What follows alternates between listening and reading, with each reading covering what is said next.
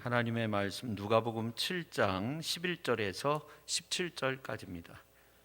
그 후에 예수께서 나인이란 성으로 가실새 제자와 많은 무리가 동행하더니 성문에 가까이 이르실 때에 사람들이 한 죽은 자를 메고 나오니 이는 한 어머니의 독자요 그의 어머니는 과부라.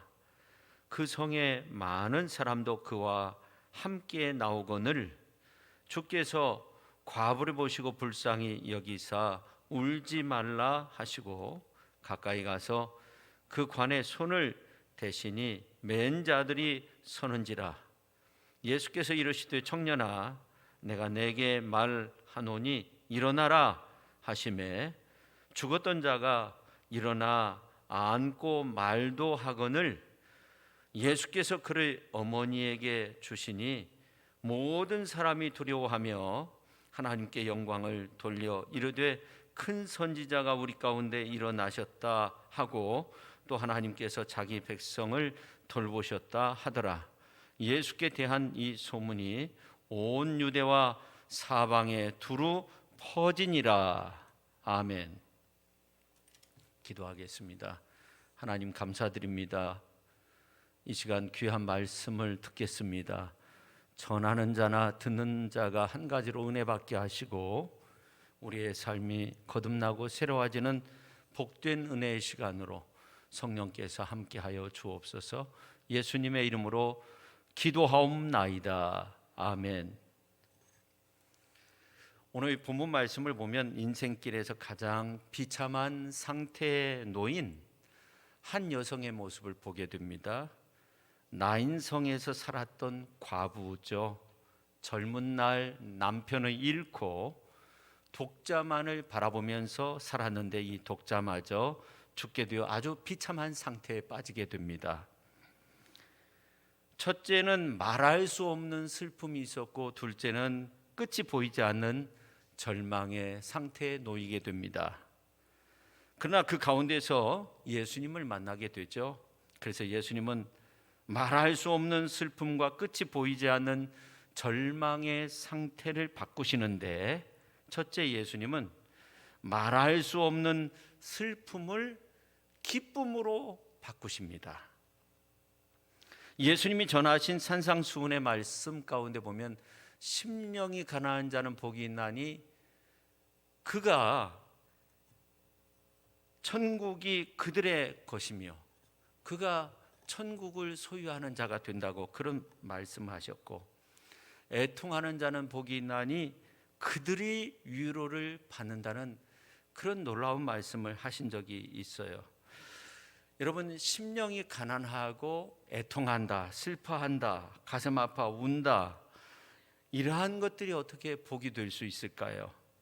행복이라고 하는 것은 항상 기뻐하는 것이고 즐거워하는 것인데 우는 것이 어떻게 복이 될 수 있을까요? 슬퍼 우는 것 그 자체가 복이 될 수는 없지만 그러나 우리 인간에겐 눈물 없이 얻을 수 없는 그 소중한 무언가가 있다는 거죠. 그 무엇이 인생 사는 데 있어서 기초가 되기도 합니다. 아랍의 속담에 이런 말이 있습니다. 햇빛만 나면 사막을 이룬다 하는 거예요. 계속적으로 햇빛만 나면 사막지대가 될 수 있다는 거예요. 가끔 구름도 끼고 비도 와야 된다는 거죠. 우리 인생도 마찬가지인 것 같아요. 비를 맞을 때도 있어요. 삶이 우리를 속일 때도 있단 말이죠. 그때 우리가 슬퍼하거나 노하지 말아야 되고 비 맞을 때 때로는 삶의 진가를 발견하는 경우가 많습니다. 오늘 이제 13절 말씀을 보면 주께서 나인성 과부를 보시고 불쌍히 여기사 울지 말라 그렇게 말씀하셨어요. 그러니까 슬픔에 빠진 이 여인의 눈물을 닦아주신 거죠. 따라 울지 말라, 너의 슬픔을 기쁨으로 바꿔주겠다는 거예요. 오늘 너에게 새로운 시작의 문이 열리게 된다는 겁니다. 오늘 너의 슬픔을 내가 기쁨으로 완전히 변하도록 그렇게 이끄시겠다 하는 겁니다. 전설에 의하면 이 베드로가 예수님을 이제 3번 부인했을 때 닭이 울잖아요. 근데 새벽 닭이 울 때마다 예수님 부인한 것을 회개하면서 눈물을 흘렸다고 해요. 새벽 닭 울 때마다 그때의 일을 생각하는 거죠. 내가 왜 그때 예수님을 3번씩이나 모른다고. 어떻게 보면 예수님이 저 멀리 떨어져 있는 것도 아닌데 왜 그랬을까. 그래서 후회하면서 새롭게 다짐하고 새벽마다 다짐하고, 그래서 능력 있는 제자로서 정말 사도로서 훌륭한 삶의 마감을 이루었다고 합니다. 성도 여러분, 가슴 아파 우는 것이 하나님을 발견할 수 있는 기회가 될 수 있는 거예요. 탈보트라는 사람이 그런 말을 했어요. 내가 인생의 맨 밑바닥에 내려갔을 때 바로 그때가 하나님을 만날 수 있는 때였다는 거예요. 절망 가운데, 슬픔 가운데, 눈물 가운데서 하나님을 만날 수 있었다는 거죠. 우리에게 다가오는 여러 가지 모양의 눈물이 때로는 축복의 길을 열기도 하는 거예요. 우리가 잘 아는 말씀, 시편 126편 5절 6절 말씀, 눈물을 흘리며 씨를 뿌리는 자는 기쁨으로 거두리로다. 울며 씨를 뿌리러 나가는 자는 반드시 기쁨으로 그 곡식단을 가지고 돌아오리로다. 그렇게 말씀하고 있어요. 오늘 이 말씀을 보시면 주께서 눈물 흘리는 나인성 과부를 보셨습니다. 불쌍히 여기셨습니다. 울지 말라고 하셨습니다. 가까이 오셨습니다. 관에 손을 대셨습니다. 더 이상 슬픔이 나아가지 않도록 막아주신 것이죠. 그리고 말씀하십니다. 청년아 일어나라 말씀하셨습니다. 그때 나인성 과부의 외아들이 독자가 다시 살아났습니다. 죽었던 아들이 다시금 살아났습니다. 그때 그 기쁨을 어떻게 말로 표현할 수 있을까요? 누가도 그때의 일을 어떤 말로 표현할 수 없어서 이렇게 말합니다. 오늘 16절 말씀을 우리가 같이 한번 읽도록 하겠습니다.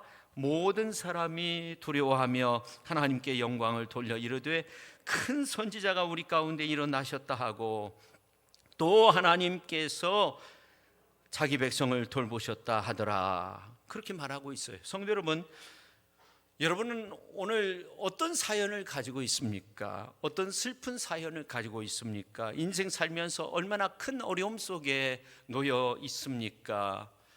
주님께로부터 울지 말라 하시는 위로의 음성을 들으시기를 바랍니다. 예수님은 울지 말라 하시며 인생의 슬픔을 기쁨으로 완전히 바꾸어 주셨어요. 예수님은 과부의 흐르는 슬픔에 눈물을 멈추게 하셨어요. 그래서 그 슬픔이 오히려 큰 기쁨이 되게 하셨어요. 우리 앞에 놓여진 여러 가지 어려움의 문제도 우리 하나님께서 바꾸실 수 있어요. 변해서 새롭게 우리의 삶을 이끌어 주실 수 있어요. 우리가 그 믿음을 가질 수 있어야 됩니다. 오늘 말씀을 들으면서 그 은혜를 누릴 수 있기를 예수님의 이름으로 축원합니다. 그 다음에 예수님은 끝이 보이지 않는 절망의 상태를 희망으로 바꾸셨어요. 우리가 러시아의 문학가 도스토옙스키에 대해서 잘 알고 있는데, 이분은 정말 고통 가운데 살았다고 해요. 아버지가 살해당하고 고아로 성장을 했는데 청년기에 혁명당에 가입해가지고 잡혀가지고 사형 선고를 받았는데 극적으로 살아나게 돼요. 황제의 특사로 사면이 돼서 러시아에서 유배 생활을 하게 됩니다. 그 후에 결혼해서 자식을 낳았지만 추위에 얼어서 자녀가 죽게 돼요. 그뿐만 아니라 일평생 간질병을 앓고 살았다고 해요. 정말 고통 가운데 산 거죠. 그의 인생은 고통 그 자체입니다. 그런데 죄와 벌, 까마라조프의 형제들, 그 위에도 여러 가지 우리 인류사에 있어서 희망을 주는 그런 놀라운 책들을 썼어요. 어떻게 그렇게 했을까? 그렇습니다. 그는 고통 속에서 오히려 하나님을 발견했습니다. 부활과 생명 되신 예수님을 만났습니다. 절망을 희망으로 바꾸시는 예수님을 만났습니다. 그는 예수님을 통해서 그의 삶이 좌초되지 않고 붙들어 주시는 영혼의 닷과 같은 하나님의 은혜 가운데 아름답게 살아갈 수 있었습니다. 그렇습니다. 예수님 만나면 그 누구도 절망으로 끝나지 않습니다. 소망과 희망을 가질 수 있게 되는 줄로 믿으시기를 바랍니다. 절망의 행렬은 예수님 아니면 아무도 멈추게 할 수 없는 거예요. 오늘 이제 말씀 가운데 보면 예수님은 절망의 행렬을 멈춰 세우셨어요. 그리고 절망의 손을 대셨어요. 그리고 말씀하셨어요. 청년아 일어나라. 오늘 이제 14절 말씀을 보면 청년아 내가 내게 말하노니 일어나라 그렇게 말씀하고 있는데 이것은 희망의 말씀입니다. 소망의 말씀입니다. 청년은 죽었기에 일어날 수 없었습니다. 그러나 영원한 생명을 주시는 예수님이 말씀하십니다. 내가 너에게 말한다 일어나라 말씀하십니다. 여러분들도 절망 가운데서 일어서실 수 있기를 예수님의 이름으로 축원합니다. 그 다음에 인생 끝에서 예수님을 만나면 되는 겁니다. 성도 여러분, 우리가 정말 하나님의 말씀과 하나님을 향한 믿음과 신앙 가운데서 우리의 마음과 생각을 바꾸는 것이 중요합니다. 여기가 끝이라고 생각하지 마십시오. 끝이 없으신 전능하신 하나님은 세세 무궁토록 영광을 받으시기에 합당하신 분이 되십니다. 하나님께서 영원토록 우리 모두를 지켜주시고 영원토록 우리의 삶을 이끌어 주실 줄로 믿습니다. 한신대 교수님이셨던 정택이 교수님께서 소록도를 방문한 적이 있습니다. 거기에 가면 문둥병으로 인해서 이제 팔이 없는 사람도 있고 눈이 먼 사람들도 있고 여러 사람들이 있는데 그곳에서 예배를 함께 드리게 됐는데 뒤에서 누군가 하나님 아버지 하나님의 은혜가 이렇게 큰 줄 몰랐습니다. 하나님의 은혜를 어떻게 갚는데요? 충청도 사투리로 계속적으로 하나님 아버지 하나님의 은혜를 어떻게 갚는데요? 계속적으로 그렇게 기도를 하는 소리를 듣게 돼요. 그래서 이분이 어떤 분인가, 얼마나 큰 하나님의 은혜를 받았으면 그런 기도를 드리는가 하고 눈을 뜨고 뒤를 돌아보니까 팔이 한쪽 없고요, 눈이 한쪽 없고요, 입이 완전히 틀어져 있는 그런 분인데 계속적으로 하나님 이 은혜를 어떻게 갚는데요? 어떻게 갚는데요? 그렇게 기도를 하는 거예요. 그래서 너무나 눈물이 나가지고 이제 예배 시간에 그 사람 곁에 가서 몸을 기대고 그렇게 예배를 드렸다고 해요. 그리고 예배가 마치고 물었어요. 하나님의 은혜가 얼마나 크길래 그런 기도를 계속적으로 하십니까? 그러니까 이분이 말하기를 내가 병이 드니까 처자식 형제들 다 나를 버렸는데 우리 예수님은 나를 버리지 않았다는 거예요. 이보다 감사한 일이 어디 있느냐는 거예요. 나는 문둥병으로 나 자신의 삶이 완전히 끝났다고 생각을 했는데 주님의 사랑으로 나를 감싸고 있는 그 은혜를 생각하니까 내가 하나님 앞에 감사드리지 않을 수 없다는 거예요.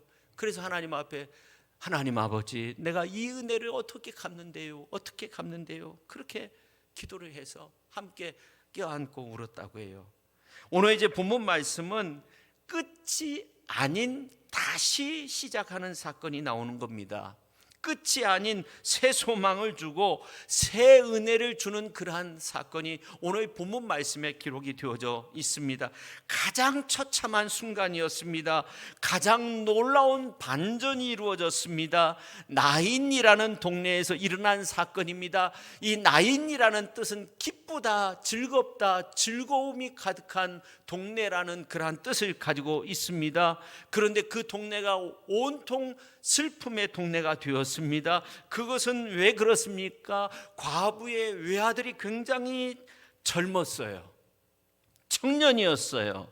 근데 세상을 떴어요. 갑자기 일어난 일이었어요. 온 동네 사람들이 슬픔 속에 빠져 있었습니다. 그래서 이 나인성이 슬픔의 동네가 된 거예요.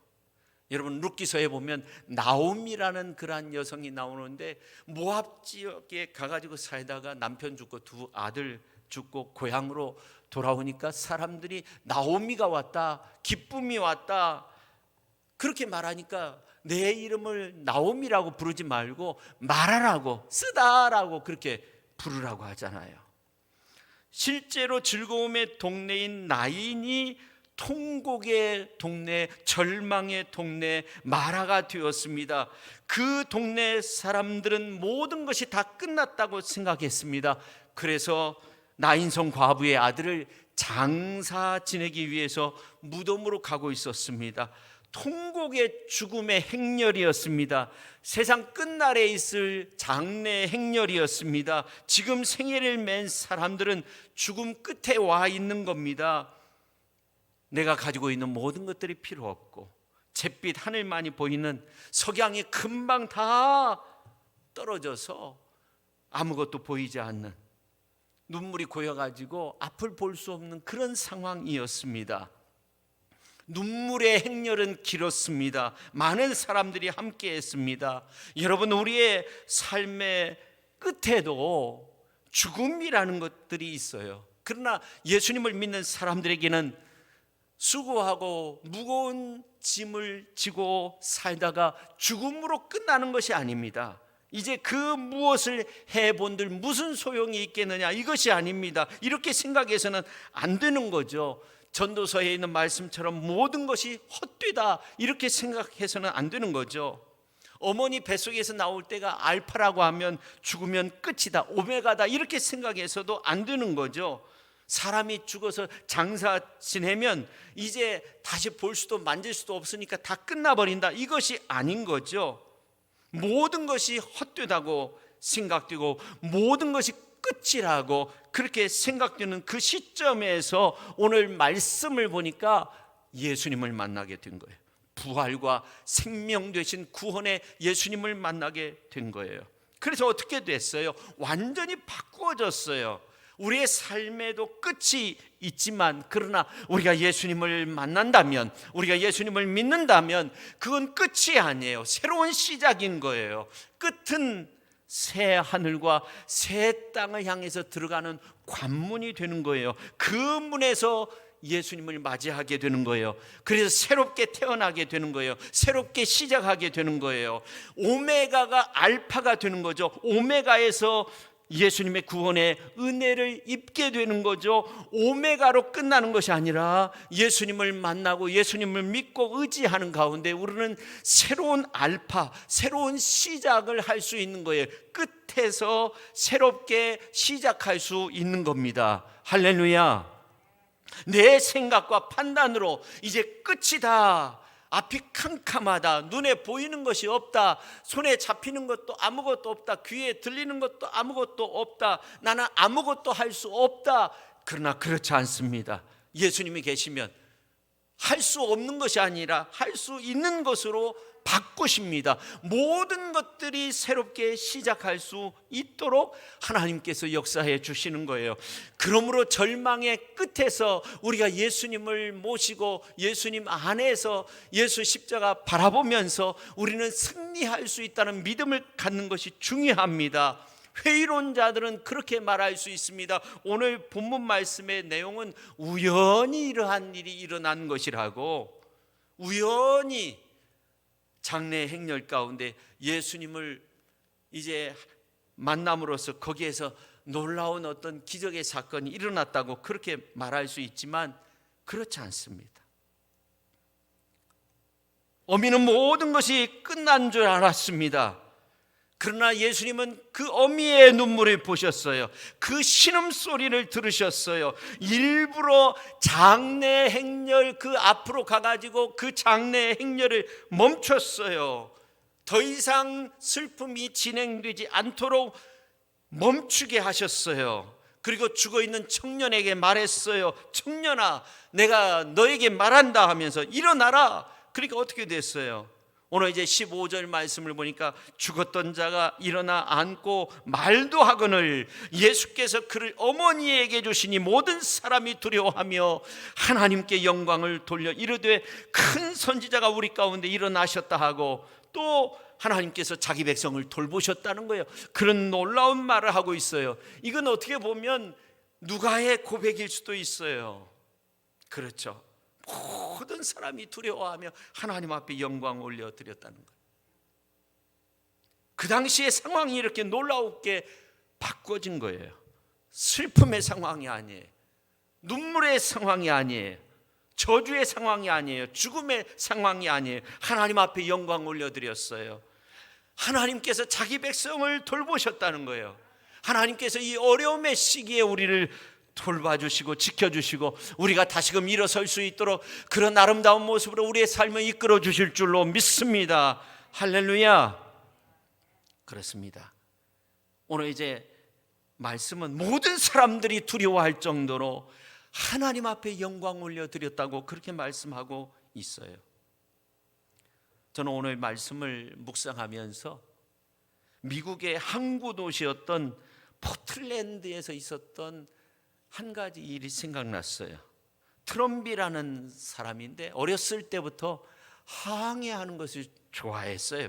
배를 타고 먼 곳에 나가는 것을 좋아했고 항해술을 배웠어요. 무슨 특별한 과정이 있거나 그런 것이 아니라 이제 따라다니면서 그것을 배웠어요. 나중에 큰 배의 선장이 되었어요. 그래서 포틀랜드에서 가장 뛰어난 항해술을 가지고 있는 선장으로 통했는데 큰 배를 타고 먼 곳에 갔다가 이제 돌아오는데 거센 풍랑을 만났어요. 폭풍우가 몰아치는데 사람들이 생각할 때 이게 큰일 난 거예요. 이 트럼비가 아무리 항해술이 뛰어나도 그 배는 성할 수 없다 이렇게 생각을 했어요. 근데 엘리자베스만 해안선 그리고 바위 숨어있는 암초 이러한 것에 대해서 잘 알았던 이 트럼비는 이 폭풍우 속에서 그야말로 묘기에 가까운 그러한 기술로 배를 조정해가지고 항구까지 들어오게 되니까 사람들이 막 환호하면서 막 박수를 치고 있어요. 그런데 그 순간 이 트럼비가 방심해가지고 항구 그 근처에 있는 작은 암초가 하나 있었는데 그 배에 그 암초가 부딪혀가지고 그 암초가 배에 부딪혀가지고 완전히 파손이 돼버린 거예요. 그래서 그때부터 사람들은 이 암초를 트럼비의 암초다 그렇게 이름을 붙였다고 해요. 이 땅에서 순례자로서 길을 걷고 있는 우리 성도님들은 어떻게 보면 끝까지 마지막까지 조심해야 되는 거예요. 구원받은 성도들에게도 세상의 유혹과 시험은 동일하게 있는 겁니다. 무슨 일이든 마지막 순간까지 아니 이제 다 끝났다고 생각될 때도 우리가 주님을 의지할 수 있어야 됩니다. 할렐루야. 영국의 윌리엄 틴테일이라는 사람은 성경을 보급하고자 했어요. 성경을 번역해가지고 라틴어를 영어로 번역해가지고 사람들에게 보급하는 일을 하려고 했는데 그것이 그 당시에는 아주 심각한 범죄가 된 거예요. 종교 계급을 어지럽힌다. 성경은 아주 특별한 사람들만 성직자들만 이건 읽어야 된다고 그 당시는 그렇게 생각을 한 거예요. 그래서 잡혀가지고 화형을 당하게 됐는데 마지막 유언을 말하라고 하니까 이제 화형당하기 직전에 이런 말이에요. 주님, 왕의 눈을 열어주소서. 왕한테 잡혀가지고 이제 이 윌리엄을 화형시키라고 헨리 8세가 그렇게 명령을 내렸는데 주님, 왕의 눈을 열어달라고 그렇게 말을 해요. 그러니까 사람들이 조롱하고 네 눈이나 열어라. 근데 마지막까지 변함없이 순교하며 기도했어요. 왕의 마음을, 왕의 눈을 열어달라고. 근데 참 놀라운 것은 그 마지막 유언, 마지막 기도가 이루어졌어요. 그래서 윌리엄을 죽였던 헨리 8세의 명령으로 나중에 영국 전역에 성경이 보급되게 만들었다는 거예요. 위대한 결실은요, 언제 맺어지냐면 끝까지 포기하지 않고 아주 성실하게 노력할 때 열매가 맺혀지게 되는 줄로 믿습니다. 하나님께서는 최선의 때에 최선의 결실을 맺도록 나의 삶을 끝까지 인도하시는 능력의 하나님, 오메가의 하나님이 되시는 줄로 믿으시기를 바랍니다. 노력과 인내로 두려움 없이 끝까지 하나님의 때를 기다리면서 우리가 노력하며 끝까지 믿음 안에서 나가면 반드시 복되고 형통한 삶이 우리에게 주어지는 줄로 믿으시기를 바랍니다. 이제 말씀을 마치려고 해요. 오래전에 나야가라 이 폭포 앞에서 있었던 일인데, 이 강에서 이제 유람선이 이렇게 있었는데 이 배가 고장이 났어요. 그래서 한쪽에 정박을 해 놓았는데, 이 배를 이제 예인선에 의해서 안전한 곳으로, 이제 승객도 수백 명이 타고 있었기 때문에 이제 예인하면서 가는데 중간에 밧줄이 끊겨버린 거예요. 강 한 중간에서, 나야가라 강에서 이 밧줄이 끊겨버렸어요. 그래서 예인선에 있는 사람들이 어떻게든지 정말로 이 배를 구조하기 위해서 노력을 했지만 아무런 소용이 없었어요. 배가 점점 하류로 이제 폭포를 향해서 떠내려가는 거예요. 사람들이 막 소리를 지르고, 그러니까 이제 주변에 있는 사람들이 다 몰려와서 이 배가 어떻게 될 건가 막 하나님 앞에 기도하고, 근데 아무런 방법이 없는 거예요. 근데 이 나야가라 이 강에 가보면은 이런 지점이 있다고 해요. 구원받을 수 없는 장소가 있다고 해요. 여기에 들어가면 이제는 끝이라는 거예요. 이제 폭포로 떨어질 수밖에 없다. 구원받을 수 없는 장소가 있다는 거예요. 구원받을 수 없는 그런 장소가 있는데, 받을 수 없는 그런 장소가 있는데, 이 배가 그 지점을 가게 됐어요. 야, 이제는 절망이다. 사람들이 생각을 했어요. 근데 참 그 지점에 가니까 놀라운 것은 돌풍이 부는데 하류에서 상류로 막 바람이 확 부니까 이 선장이 돛을 올려라 막 소리를 지르니까 이제 선원들이 막 돛을 막 올리니까 순식간에 아주 막 그 돛에 이게 팽팽하게 있는 거예요. 그래서 물살과 그리고 돌풍과 서로 이제 그 맞서는 거죠. 근데 그래도 배가 하류로 이 폭포, 나야가라 폭포를 향해서 가는 거예요. 근데 어느 지점에 가니까 배가 가만히 서 있는 거예요. 사람들이 숨죽이고 있어요. 근데 조금 있으니까 이 배가 상류 쪽으로 돌풍이 막 세게 부니까 거슬러 올라가기 시작하는 거예요. 사람들이 막 소리를 지르면서 와, 이제 우리가 살았다 막. 여러분, 많은 사람들이 생각할 때 구원받을 수 없는 장소에 갔으니까 이제 끝이다. 이 승객들도 다 끝났고 선원들도 끝났고 선장도 끝났고 다 끝이다, 이렇게 생각을 했어요. 근데 그때 바람이 불기 시작한 거예요. 근데 한번 생각해 보세요. 바람이 불었는데 돛을 올려라 선장이 막 소리를 쳤는데 돛을 올리지 않고 그냥 가만히, 선원들이 무슨 소용이 있겠습니까? 가만히 있었으면 어떻게 됐겠어요? 그냥 폭포에 떨어지는 거예요.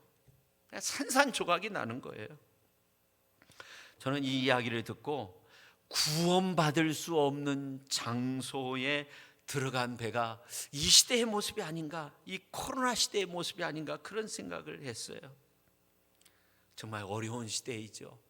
마스크를 벗을 수 없고 뭐 백신을 맞아도 소용이 없다는 말도 있고 뭐 여러 가지 말들이 있지만 그래도 우리가 백신을 맞아야 되잖아요.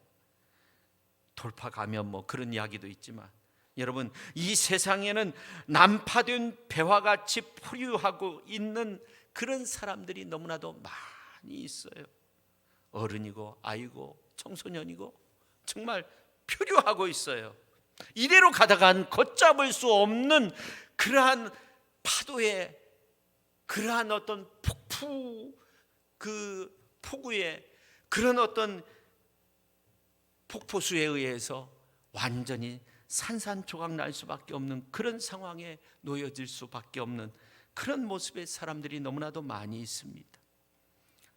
이미 우리는 항로에서 멀리 떨어져 있는지도 모릅니다. 이대로 가다가는 무시무시한 시면의 물줄기가 우리 머리 위로 막 쏟아져 내릴 수도 있습니다. 최후의 심판의 바닥이 내 앞에 놓여져 있을 수도 있습니다.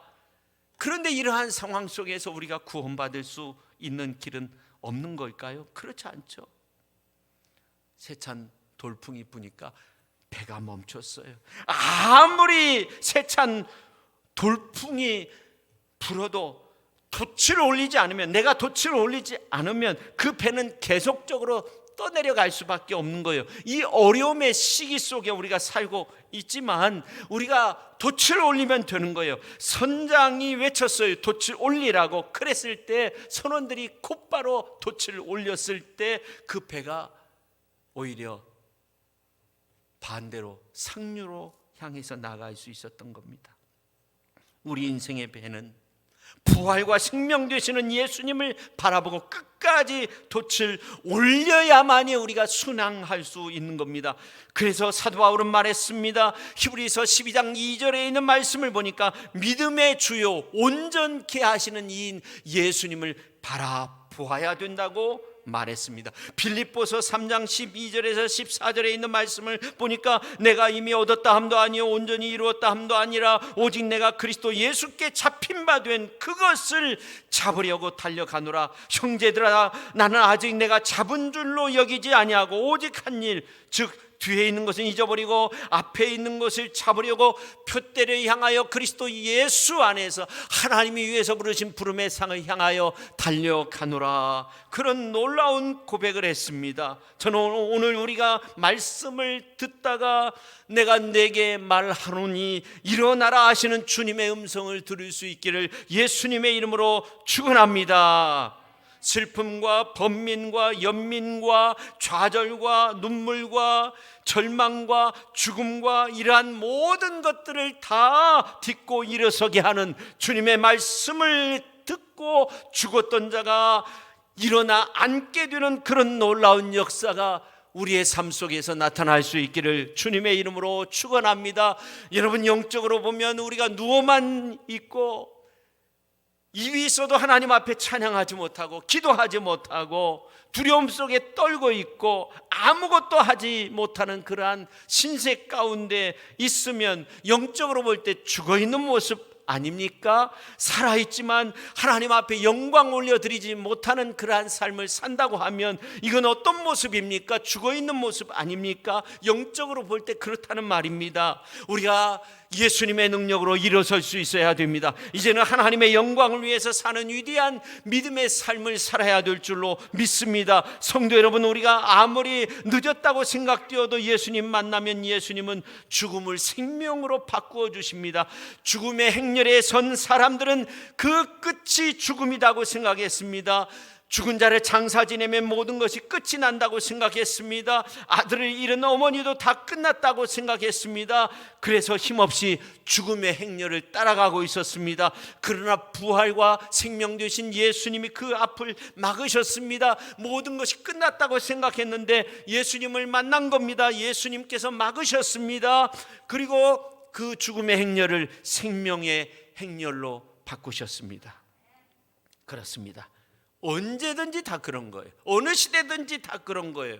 우리가 예수님 만나면 모든 문제가 해결 안 받고 예수님 만나면 절망의 요소가 오히려 희망의 요소로 바뀌어지는 그러한 놀라운 축복의 역사를 우리가 경험하게 되는 줄로 믿습니다. 여러분, 질병으로 인해서 시리에 빠져 있습니까? 죽음의 고통으로 불안하여 절망 가운데 있습니까? 인생의 실패로 인해서 죽음만을 생각하고 있습니까? 이제 모든 것이 끝났다 생각하는 사람들이 있습니까? 예수님 만나면 절대로 끝나지 않습니다. 새 힘을 얻습니다. 문제 해결함을 얻습니다. 절망의 요소가 다 사라지게 됩니다. 기쁨으로 바뀌어집니다. 삶이 바뀌어집니다. 은혜의 삶을 살게 됩니다. 기쁨의 삶 삶을 살게 됩니다. 절망의 요소는 다 사라지고 언제나 그 속에 기쁨과 희망과 소망이 넘쳐나는 그러한 은혜의 삶을 살게 되는 줄로 믿으시기를 바랍니다. 할렐루야. 나 인성이 바뀌었습니다. 슬픔의 요소가 사라졌습니다. 예수님 만나니까 놀라운 능력의 역사, 기적의 역사를 체험할 수 있었습니다. 아무것도 할 수 없다는 무력감 다 사라졌습니다. 죽음의 행렬에 끼어 허덕이면서 살았던 그 사람들이 부활과 생명 되신 예수님 만나니까 삶이 바뀌었어요. 오늘 이 자리에 참여한 우리 모두가 부활과 생명의 주님을 만나, 주 예수님을 만나 생명의 대열에 껴서 하나님 앞에 영광 올려드리는 그러한 복된 삶을 살아가실 수 있기를 예수님의 이름으로 축원합니다. 무슨 일이든 마지막 순간까지 주 예수님 의지하면 반드시 승리의 역사가 일어납니다. 오늘 말씀 중요한 말씀이죠. 끝에서 시작하라는 거예요. 오늘 말씀의 제목 끝에서 시작입니다. 오늘 말씀 보세요. 이 청년 끝이 아니었습니다. 이 가정 끝이 아니었습니다. 이 청년의 어머니 끝이 아니었습니다. 나인 성의 사람들 끝이 아니었습니다. 다시 시작했습니다. 주 예수님의 이름으로 다시 시작했습니다. 하나님이 그들의 백성들을 다 지키시고 보호해 주신다고 예수님의 소문이 만방에 퍼졌습니다. 마을 전체가 하나님의 은혜, 구원의 은혜로 가득한 나인성 기쁨의 도성이 된 줄로 믿습니다. 이러한 놀라운 은혜가 우리의 삶 속에 아름답게 나타날 수 있기를 예수님의 이름으로 축원합니다. 기도하겠습니다. 하나님 아버지, 오늘 우리가 어려움의 시대를 살고 있지만 나인의 그 기쁨이 오늘 말씀을 통해서 우리의 삶 속에 아름답게 이루어지게 하시고, 오늘 말씀을 통해서 부활과 생명 되시고, 절망을 바꿔서 희망으로, 슬픔을 바꿔서 기쁨으로 바꾸어 주시는 그 놀라운 예수님의 능력의 역사를 체험하게 하시고, 그 예수님을 만나고 그 예수님을 의지함으로 일평생 예수님 안에서 승리의 영광, 복된 기쁨과 행복의 축복된 역사들을 이루어갈 수 있는 그러한 은혜의 삶, 능력의 삶을 이루어가게 하여 주옵소서. 예수님의 이름으로 간절히 기도하옵나이다. 아멘.